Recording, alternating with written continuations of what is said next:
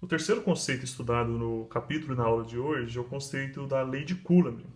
Cargas elétricas, condutores isolantes e agora lei de Coulomb.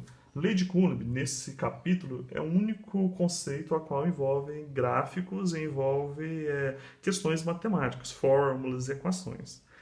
Mas o que seria a lei de Coulomb? Primeiro, quem que é Coulomb, né? Coulomb é o Charles Auguste Coulomb, foi um físico francês que viveu aí no século XVIII, por volta de 1780, 1785.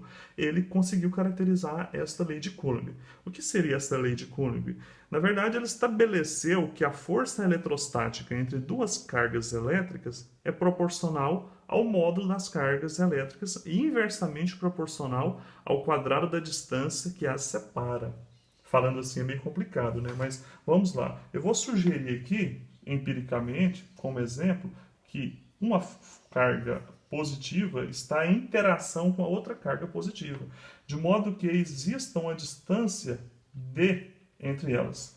E essa distância d entre elas é exatamente o que vai permitir que essa interação seja mais forte ou mais fraca. Nesse caso aqui, essa força eletrostática de interação entre elas é necessariamente de repulsão. O que Coulomb definiu e percebeu que eu já disse a vocês? A força que vai ocorrer, no caso aqui de repulsão, entre essas duas cargas aqui, ela vai ser dada da seguinte maneira. Ela vai ser dada como o módulo da força eletrostática, ou seja, F, no caso então, o valor dessa força eletrostática, vai depender o quê? Do produto dessas duas cargas, pode ser Q1, Q2, Qzão, Qzin, dividido pela a distância que os separa ao quadrado, ou seja, é proporcional ao produto das cargas dividido pelo inverso da sua distância ao quadrado.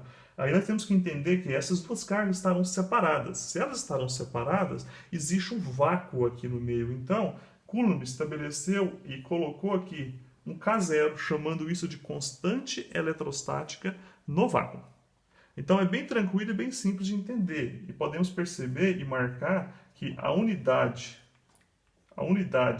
dessa força eletrostática aqui, ela é representada pela letra C, que nós chamamos ela do próprio nome do autor, que é Coulomb.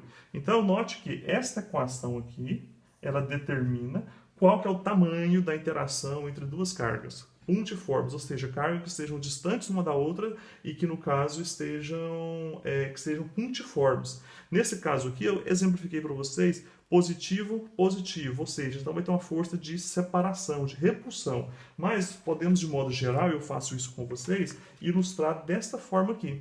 A lei de Coulomb tem como unidade o próprio Coulomb C, e aqui eu já fiz o não positivo, positivo, eu fiz positivo e negativo dividido por uma distância, chamo de R, mas também pode ser D. A equação é essa, seria o produto entre as duas cargas dividido pela distância que os separa e a constante multiplicando essas cargas.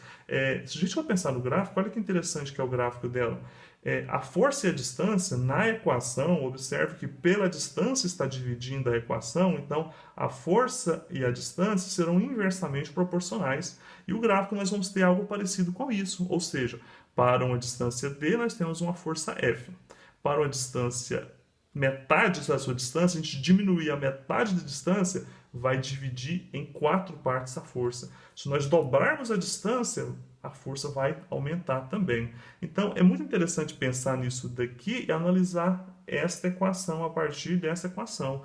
Tá? Eu gostaria que vocês tivessem uma atenção especial nesse caso aqui, a qual eu montei para vocês, e confere se está certo e se vocês concordam comigo quando eu fiz essa analogia. O gráfico é dado por esta curva, a qual é bom que a gente possa entender que F e D são inversamente proporcionais. O K, que eu mencionei a vocês, que a gente pode ser e chamar um tal de K0, sim, pode fazer um K0, é a chamada constante eletrostática. Bem certinho, é 8,9 vezes 10 a nona. Newton vezes metro ao quadrado dividido por Coulomb ao quadrado. Alguns livros vão aproximar isso daqui para 9. Está errado? De modo algum. Melhor para nós se for fazer isso, essa aproximação para 9. Mas, se for de modo correto, é 8,9.